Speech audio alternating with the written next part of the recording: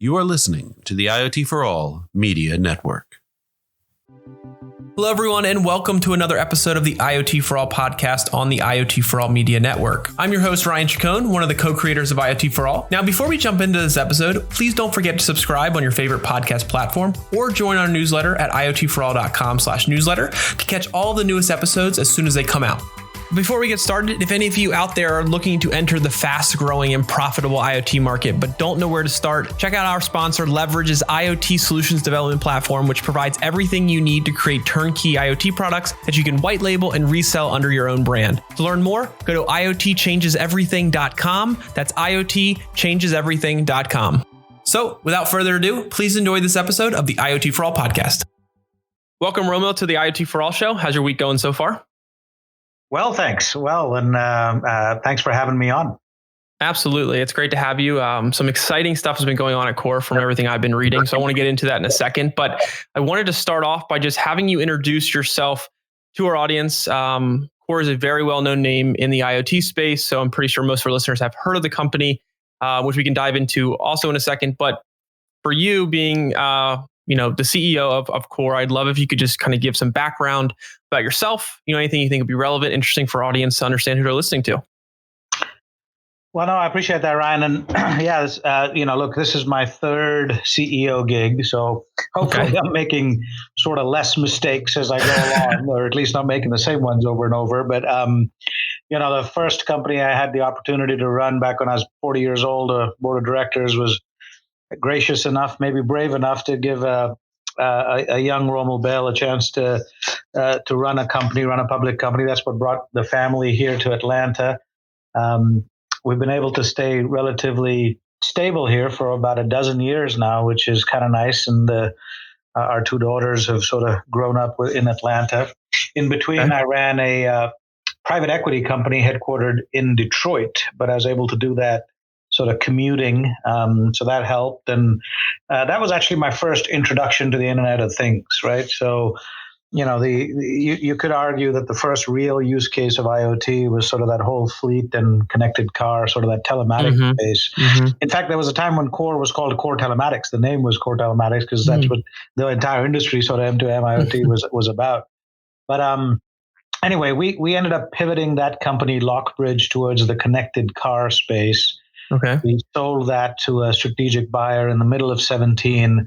And then a few months later, Abri called and said, hey, there's a IoT company in your backyard in Atlanta, and would you like to come? And so almost 4 years ago, when I first started that conversation, I didn't think 4 years later you and I'd be having this chat after having announced a SPAC, but it's been a fun run. Yeah, fantastic. So speaking about the SPAC and kind of everything that's going on, obviously some big news came out today. Our listeners may be hearing this a few weeks after this news, but you guys had fantastic quarter one revenue numbers, 55 million plus, 3,600 customers, talks about going public in Q3, a SPAC merger. Dive into that a little bit and talk to our audience about kind of why now is the time for not just Core, but a well-known IoT company to kind of venture down that IPO route. Yeah, it's a great lead and great set of questions, and appreciate the kind words, Ryan, on the press release we put out today.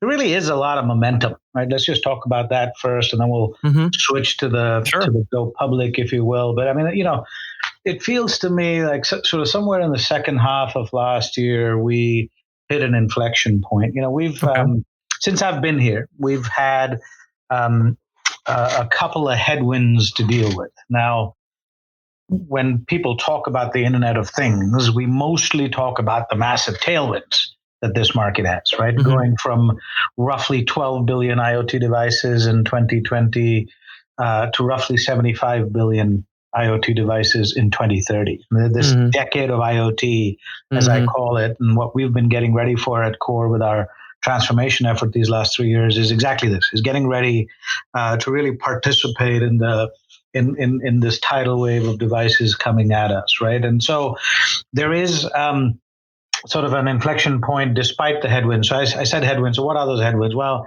we had some customer churn from back in the 2014, 2015, 2016 timeframe when we did some acquisitions, we've had to deal with some ARPU declines as we are helping migrate our customers into LTE, the long-term evolution of telecommunications and cellular connectivity.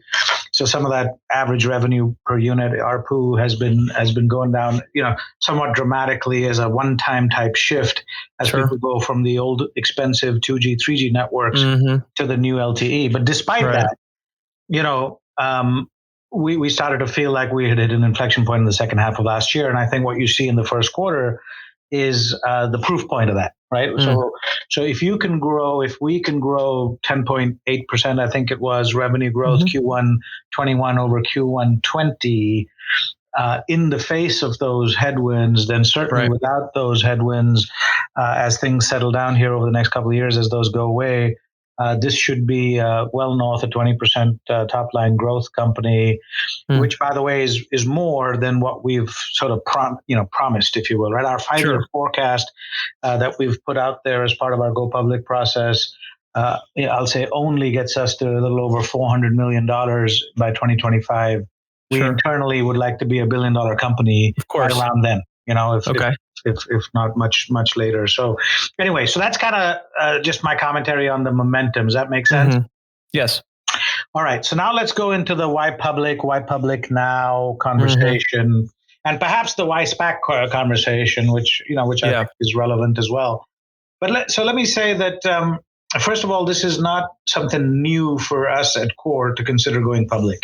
In fact, all the way back about 3 years ago in our May 2018 board meeting, we, for the first time, actually talked about potentially an IPO being a great strategic alternative or outcome for Core.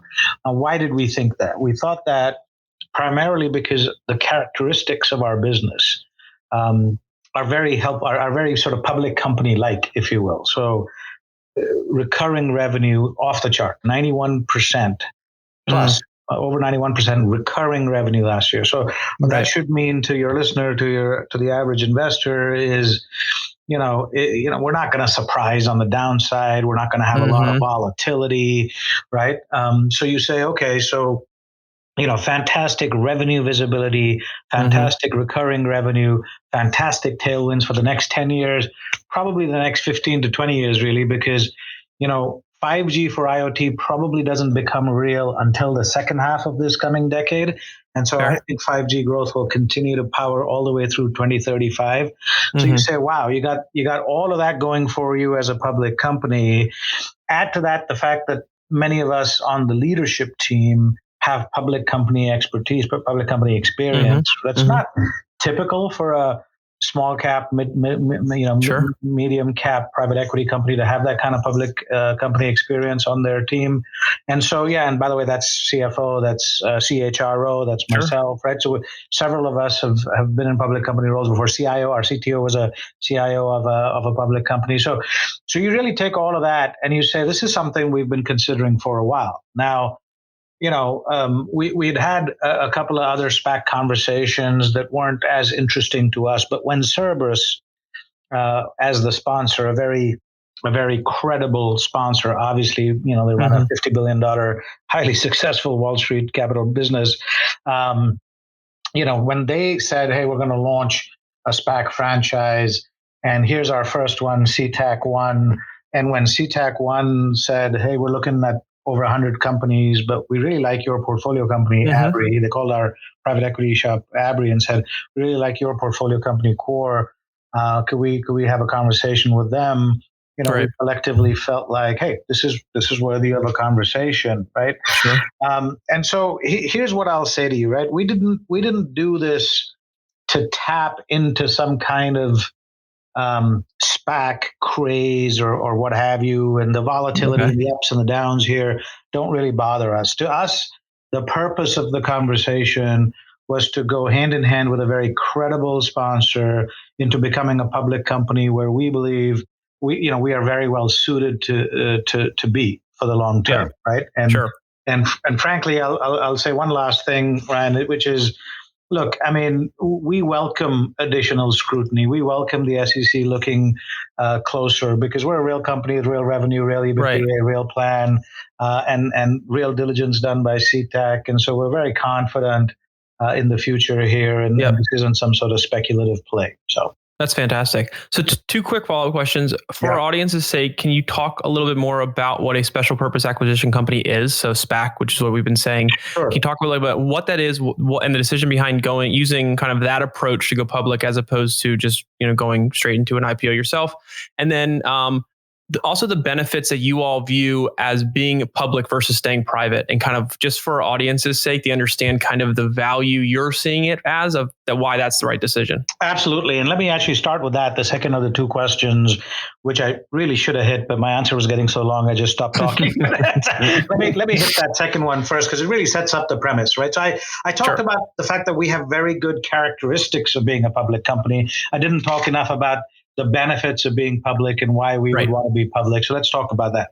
First and foremost, just the brand visibility and positioning, that it gives us is fantastic, right? I mean, just, you and I were probably not having this conversation had we not been going through this process. But equally, and you started, Ryan, by saying many of your audience might know Core. I'll just say that if you knew Core at all, right, before this conversation, you probably thought of us as a IoT connectivity shop. 100%. Right? And you wouldn't have been wrong. That's what you would have known us as. The fact, though, is that if you've blinked over the last couple of years, you would have missed the sort of the breathtaking transformation the Core team's been executing on. I'm so proud of this team. Despite the COVID pandemic and this and that and everything else, if anything, we've accelerated the scale and speed at which we're transforming to become a connectivity solutions analytics player. Right? So more to come on that as we talk about the business and the strategy and the positioning. But the fact is that we are getting the ability to tell the story as investors and strategic investors are hearing our story. They're actually introducing us to their own portfolio companies and others. And so I think just that brand and positioning will do us a world of good. So that's reason number one to go public. Reason number two to go public is financial flexibility. Sure. I mean, I think everybody understands kind of the private equity sort of LBO game, right? The leverage buyout game, high levels of debt, which mean that EBITDA is very, very important to keep high. But equally, we had 8 or 9 turns of debt, before, which limited our ability to do M&A activity greatly. The amount of cash we could spend, it needed to be delevering at all times. The private equity stock is not exactly a liquid currency to use for acquisitions. So a number of things were stacked against us. We are using every single dollar from this go public effort to pay down debt. Every dollar that is not going to an expense, right? A banker or an auditor or a lawyer is going to pay down debt from roughly 8 or 9 times. Actually, the pro forma has about 1.7 times the debt, which is fantastic. And that's this, with $130+ million of cash on the balance sheet. So it is a fantastic delevering moment, gives us the flexibility, gives us the public currency to really accelerate our M&A or inorganic part of this journey towards that $1 billion upside case, if you will. And I'll say the third of the big 3 reasons to go public was indeed that Cerberus, and more specifically the CTAC team, the Cerberus Telecom acquisition company, which is the SPAC that we're merging with.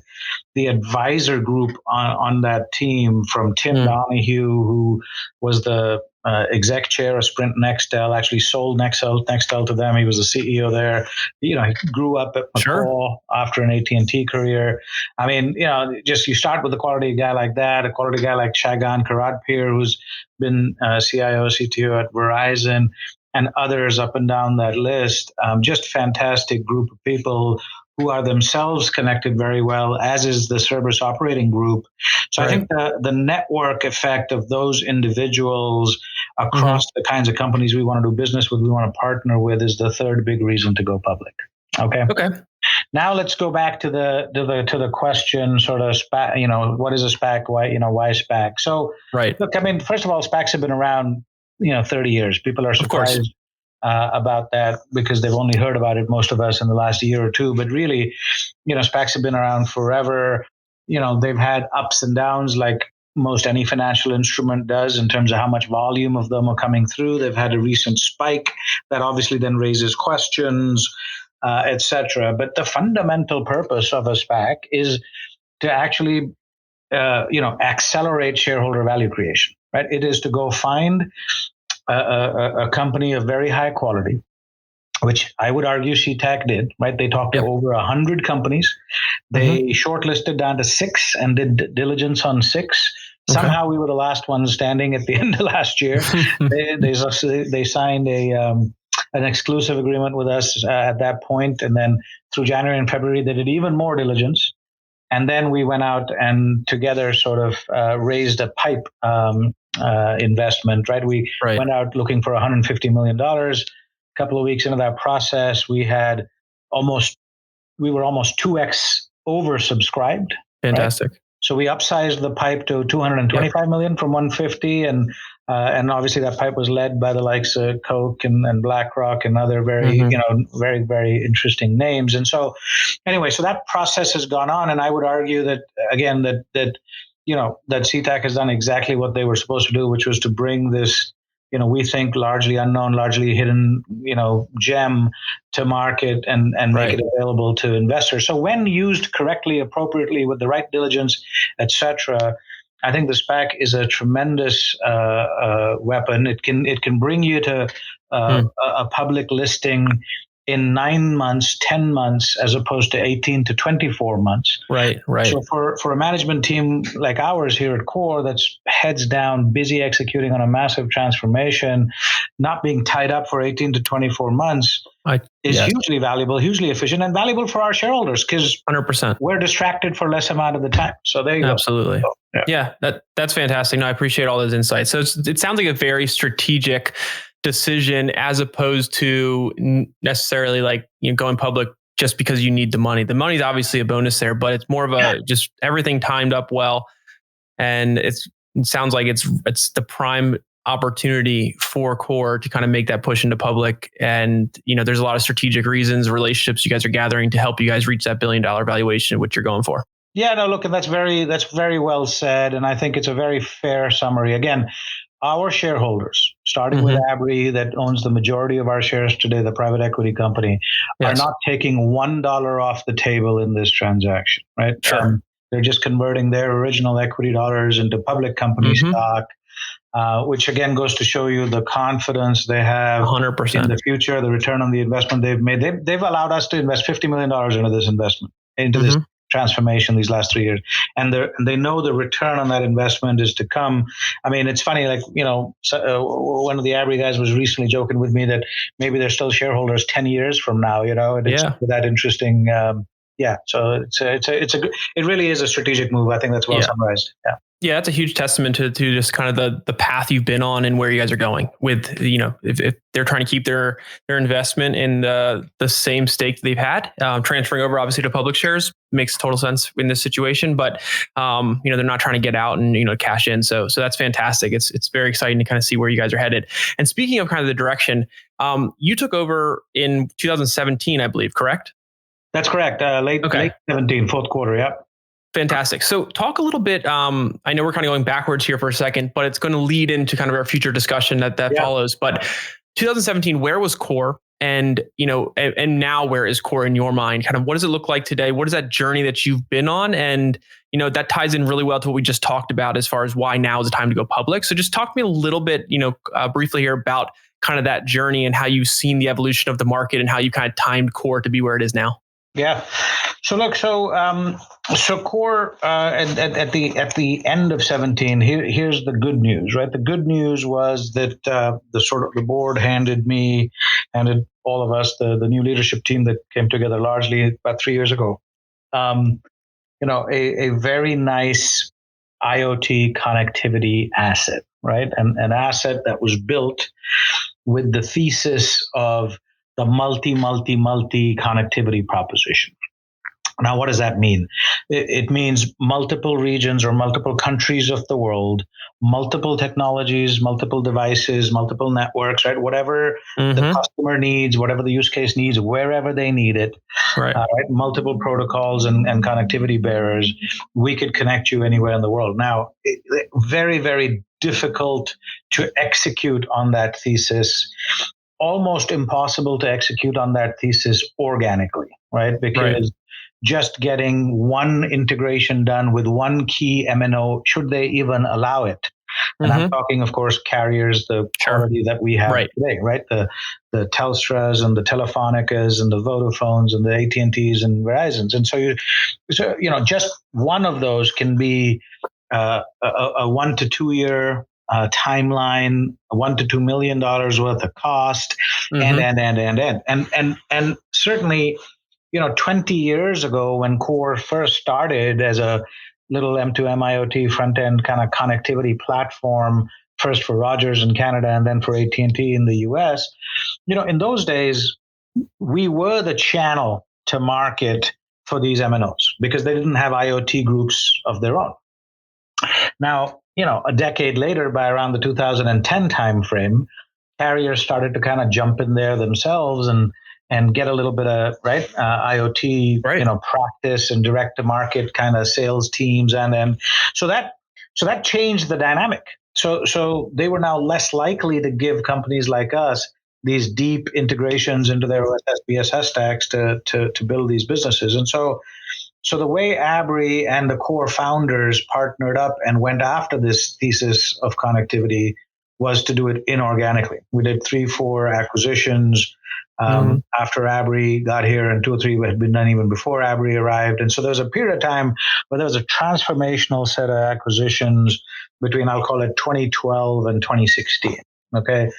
But again, the good news from all of that and all of that investment and equity was that a very nice asset was handed to us, but it was connectivity, and there was work to be done to deliver the proposition. So we went to work from a sort of a transformation type standpoint on a 5-year transformation plan.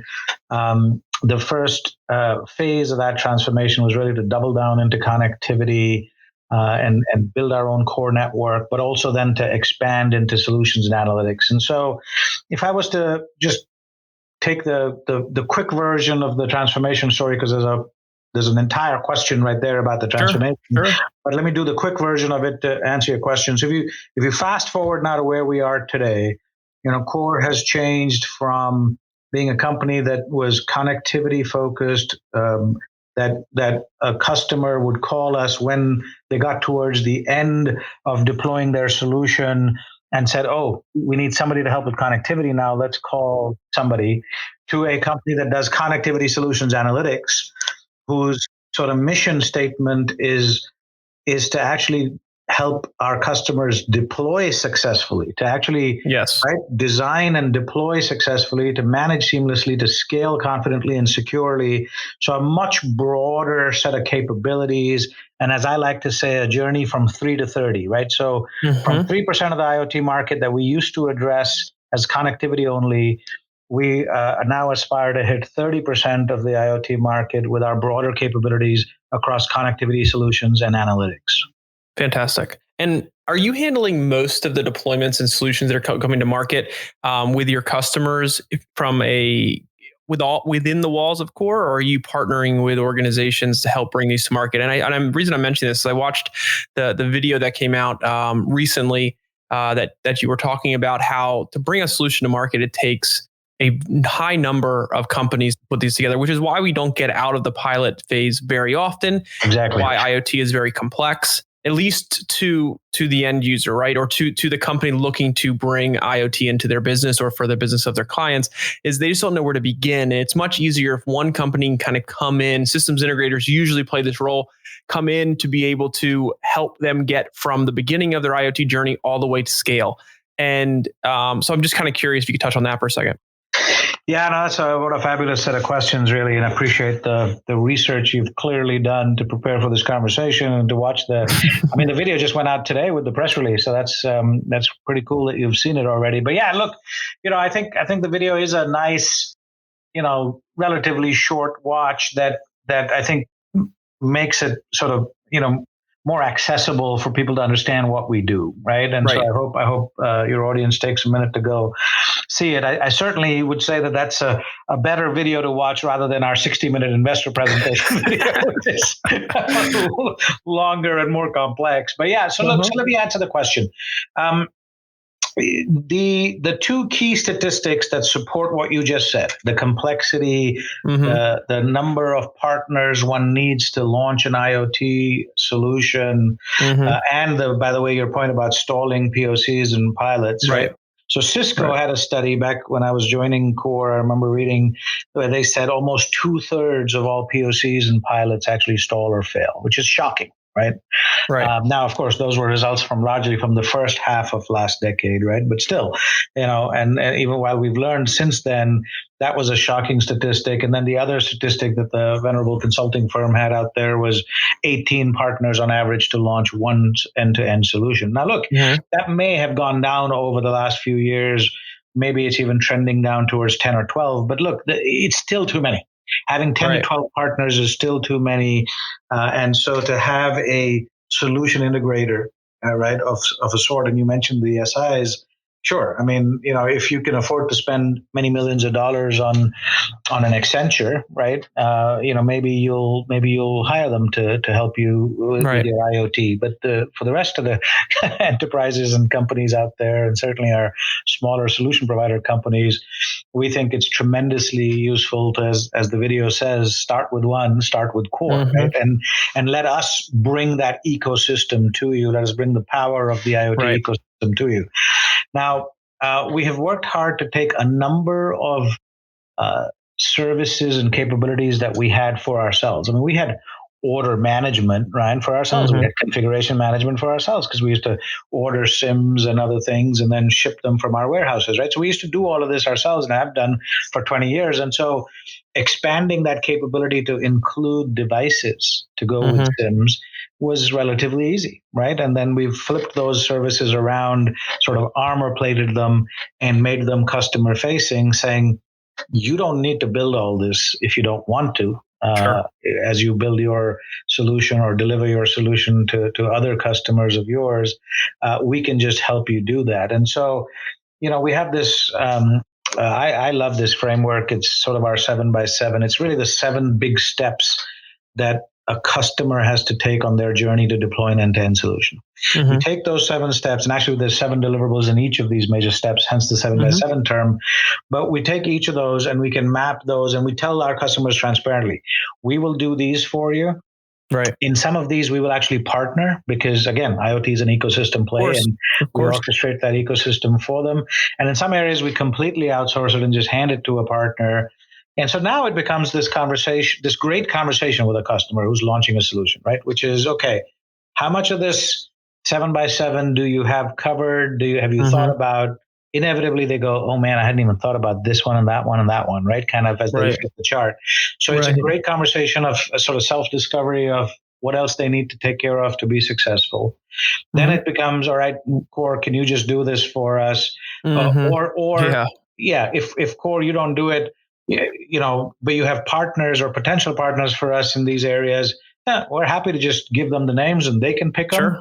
Or equally, they might just say, Core, you just run the whole thing. So that notion of a one-stop shop or sort of IoT in a box, as our investor deck kind of phrases it, we think is really, really important. And there's undoubtedly a little bit of exaggeration, Ryan, as I sum this up. But what I like to say to folks is, our jobs is to not just to make IoT work for our customers, but for us to take their typical, let's say, 18 months time to launch and bring it down to 18 weeks. Of course. That 18-month down to 18-week is worth its weight in gold to a customer trying to launch a solution.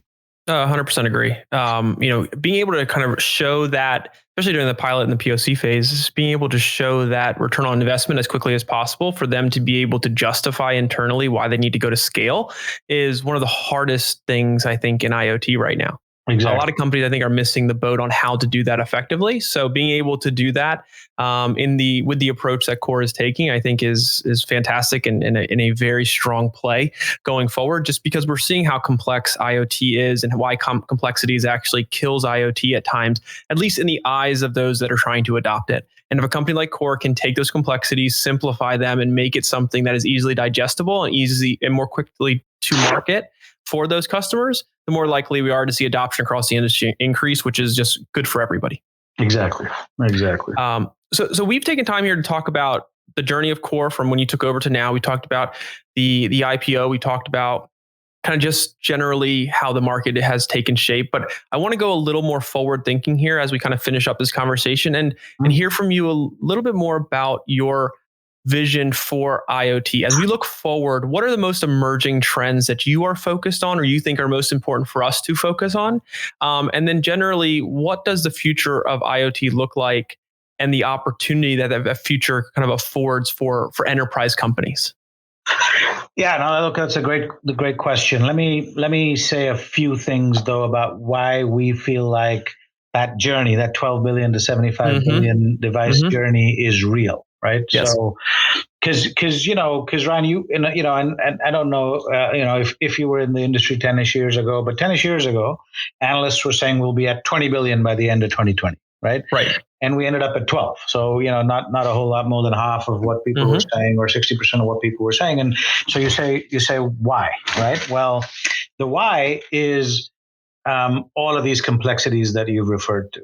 And in fact, over the last 3 years, I've keynoted several times on the top challenges that affect us when we're trying to deploy IoT. We've talked about a couple of those, like the fragmented ecosystem, the multiple partners point, the lack of in-house IoT expertise and resources point. We haven't talked about others, like IoT security and all the risks and pitfalls that come with that, like all of the compliance and regulations issues, which many times our customers aren't even aware, right? I mean, they're in a medical type field, they're touching medical devices, and they don't have all of the ISO certifications and FDA regs and HIPAA regs and everything else that, for example, our centers do to be able to handle at scale connected health devices. The challenges of interoperability, compatibility across technologies and protocols, on and on and on and on, right? And that's before you get to meaningfully being able to manage streaming, not just big data, but streaming big data, right? And then contextualizing it and analyzing it. And so there's all of these challenges out there that have slowed us down in the past. And I would start by saying that many of these challenges are starting to get managed. The cost side of things is getting to where, right, the device costs and module costs and so forth are getting low enough to where there's a business case to almost connect anything, right? The carriers have come out with these low power wide area networks built for IoT specific 100%. networks, right? NB and CAT-M and all of these sorts of things. And so as we get better and better at using battery power to go with those low power type networks and low power devices, now these things can last 10, 12, 15 years out there, as opposed to 5, 7, 9. And all of that is helpful to the business case of deploying, IoT, right? And so we think this next decade, the reason this is the decade of IoT is because the cost points are better, the business cases are clearer. We've learned a lot of the lessons. Companies like Core coming out with leading propositions around IoT in a box, a one-stop shop. Let me help you get there. The companies that have been successful, that have had, let's say, the fortitude to stick with their IoT solutions, even though they might have had some stumbling around at the beginning, are finding that this is helpful in so many ways they never thought about. They can use the data so many different ways. It builds on itself. The value just continues to build on itself. And so they're going, okay, so we're going from a decade of, I'll say, experimentation and largely regional deployments to a decade of global multi-regional deployments, right? This is now where people are going, okay, by 2030, we're going to be in a fully connected planet. Everything that I manufacture needs to be connected out there. And so how are we going to get that done, right? And so I think that is what's fueling the excitement. And while, yes, on the one hand, it feels sometimes like we're getting more complex. There's more networks. There's now these LPWA networks. There's unlicensed. There's 5G. When will 5G be real?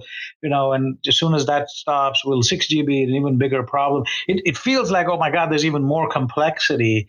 But when you work with someone that understands what those networks are for, when you need to start to get worried about them, that sort of trusted advisor, you find that all of this stuff actually is helpful to us. And all we have to do is kind of, get our heads in this thing and get our share of the flow. So, I mean, look, I could not be more excited. We've seen, as I said before, we've seen fleet and telematics lead the way. We're seeing connected health catch up in leaps and bounds. The 15 months of the pandemic have been like 15 years in terms of adoption and acceleration. And we think, Industry 4.0, the promise of IoT, is coming fast. Asset monitoring, everything is going to be monitored. The whole communication services industries, whether you're an MVNO or MVNE yourself, or enterprises who want total control of their network and become more MVNO like themselves. We just think, we think those are the next three big industries. So that's why Core is singularly focused now on a go-to-market by industry across those five. Yes. So that's sort of how we view the building excitement and these next 10 years. Fantastic. Yeah. One of the things you mentioned in there about all these new technologies, especially on the connectivity side, people view them as complexities, but it takes a company like Core to be able to simplify that and kind of change the narrative from IoT is complex to IoT is filled now with more opportunities to find the exact components to match your use case to make it affordable, bring down time to market, and make it plausible to actually adopt IoT now than it was 5 years ago. And I think it's important for organizations within the IoT space to keep pushing that narrative that more choices is actually better in this industry, and to build those tailored solutions as opposed to only having to kind of take, square pegs, put them in round holes kind of thing, to make it work, to then not really meet potentially other ROI metrics such as cost and things like that, where you may have, more expensive connectivity for something that doesn't need it, or more expensive hardware for something that doesn't need it. And now that we have these opportunities, it makes IoT more plausible to be adopted by companies of all sizes, all industries, and all problems that are trying to have solved. And it takes organizations like Core to be able to push that narrative so that the industry as a whole benefits. No, that's fabulous. No, it's really, really well said. And the other thing that has obviously been a problem for folks is this. So there used to be this dichotomy of your short range stuff or long range stuff, and when you're short range, you can just put a Wi-Fi in there or put a Zigbee in there and all this sort of stuff. And it turns out that for many of the more mission critical, but frankly, you could argue for most all use cases of IoT, an always on technology like IoT or like cellular, right, or satellite, is just so much better. Right. And so, one of the things people don't recognize about what's going on with IoT this next decade is, we talk a lot about the 12 billion devices that were connected off at the end of 2020. Yes. But the fact is that about 80% of those, and maybe that's a bit of an exaggeration, but let's say it's between 75 and 80% of those are connected by short range technologies, Bluetooths and Zigbees and Wi-Fi's, right? Right. As we're going to the 75 billion IoT device mark, that number will actually go from being 75 to 80% to being more like 45 to 50% short range. So there's not just is the 12 to 75, a massive explosion, that tidal wave, as I said before, of devices. The fact is that as we're doing that, the mix is shifting significantly to long-range technologies. Because again, my father has a little monitor in his heart that is read all the time by a cardiac rhythm monitoring gateway device that ships data back up. Right. Now, I don't want that thing working on Wi-Fi, right? I mean, without power, it doesn't work. When there's a storm in Texas where he lives, it doesn't work. I mean, it's just, I'm sorry, that it's a non-starter of a conversation. And so, just like as consumers, we want to be always on. I want to be able to turn my device on. I want to be able to sync my data at all times. I want all my devices to know what I was doing, where I left off. It's no different right? In the IoT world, it's the always on technologies are going to be hugely helpful, and how these come together. It's actually not just about Bluetooth or cellular or this or that. It's together. There's a Bluetooth bit from my dad's monitor to the device next to his bed, and then there's cellular connectivity bringing it back, and all of that has to come together, and that's where the cores of the world fit in. 100%. As we wrap up, I wanted to ask you one last question kind of about Core's IoT work as it relates to COVID-19, because I know there's some interesting things to talk about there. But just briefly, can you talk a little bit about, I know Core was working in 2 of the phase 3 clinical trials for COVID-19. Can you talk about a little bit about what you guys did there? And then we'll wrap up with kind of some final question there. Yeah, no, absolutely. Look, I mean, the connected health focus area, I would probably, well, like I know I can share this with your leaders and with your listeners, because it was our largest industry in 2020, right? About a third of our business was connected health last year, and we expect that to continue for a while. In fact, connected health may take a little bit of share, if you will, inside a Core before it's done, right? The main use cases inside of connected health that we're focused in are cardiac rhythm monitoring, the example I was just talking about, just because it's such a large use case by itself. We're in all kinds of chronic disease management, right? So think any chronic disease from heart disease through to asthma, breathing, COPD, that whole area to diabetes, right? And continuous glucose monitoring solutions, RPM solutions, and right? I mean, I think we all know the top 5, top 7 chronic diseases, and all of those diseases we can manage with our unique ability to bring devices, to configure those devices, to have all the regulatory and compliance certifications to be able to actually do it, and then to just ensure that it connects and it goes. And then you spread that through medical equipment diagnostics, which is kind of this where asset monitoring meets connected health, but it has all this special regulation, and that really is a healthcare use case. And then you get all the way down into sort of clinical trials, which is where you asked your question. So let's start with a little bit of description of why, quote, IoT and clinical trials. And by the way, let me start by saying most of our customers don't actually think they're in IoT. Yeah. Oh, no, I totally agree. And it's interesting because the way that I feel like the market is missing the boat is the way they kind of market IoT to the outside world at times. They push IoT, they push the acronym, but the only people who really understand that are the people who live and breathe IoT and work in the industry. Others are just looking for a solution to their business problem, or looking on ways to optimize their organization. They're not looking for IoT solutions. IoT is just kind of how it gets done.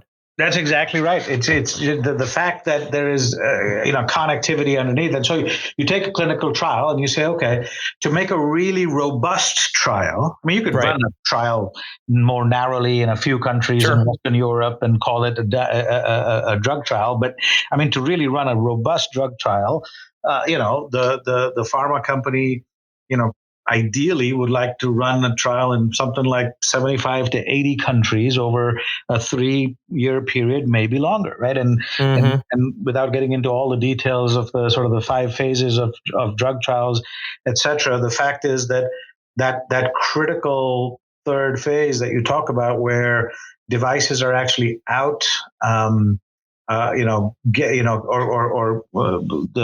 are groups of individuals that are signed up for this trial that could be where we could leverage devices to gather the data, leverage technology to gather data instead of literally manually writing things down, people coming into clinics every now and then, which again limits how many countries you can do it in. It's huge. So this notion of remote clinical trials or decentralized clinical trials is massive, and it's all IoT enabled. So while our customers believe that they're in the business of, running continuous glucose monitoring and helping diabetes patients, or indeed CROs who run clinical trials on behalf of large pharma companies, that they may think their job is, I run clinical trials, but it's a very IoT-enabled use case inside of it. And we, again, can bring all of those unique capabilities of leveraging devices and all of our services to connect you anywhere, and connecting you in 80 countries. Just getting devices into 80 countries in the world can be a daunting task if you haven't tried it before. And so that's kind of where we help. And there's ePro and eCOA, and I'll start to get into a little bit of mumbo jumbo for the average listener. But the fact is that we think as the world goes from less than 10% of clinical trials leveraging technology to really close to 100%, why wouldn't you? It's going to be a massive growth driver for us as well. Absolutely. Well, this conversation has been probably one of my favorites in 120 plus episodes that I've done. So I really appreciate the time. But the last thing I want to ask you is, if our audience out there wants to learn more about Core, kind of stay up to date on what's going on over there, what's the best way to do that? And if there's any last kind of minute things you wanted to mention about what's going on over on your end, now's the time.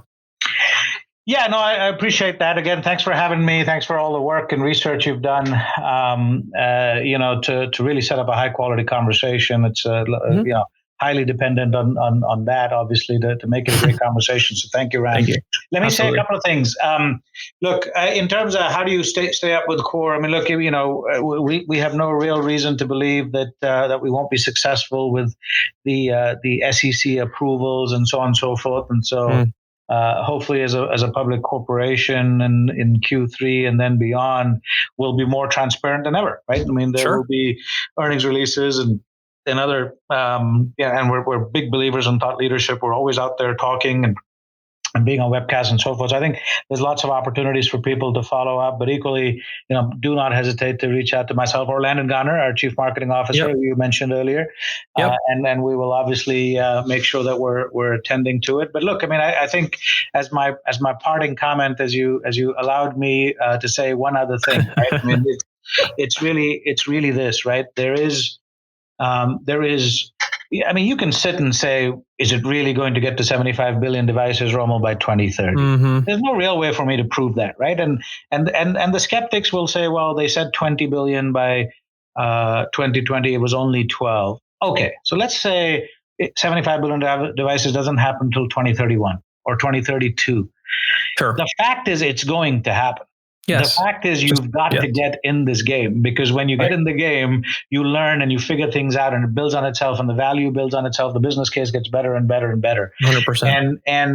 And we stand ready to help and with our one-stop shop. And we hope that when you do start with one, that you will start with Core. Thanks very much. Absolutely. It's been great to have you. Thanks again for your time. Totally agree with pretty much everything you said today. So it's been a great conversation, and thanks for sharing your insights with our audience. And we hope to have you back sometime after you guys go public. Cheers, Ryan. All right. Thanks.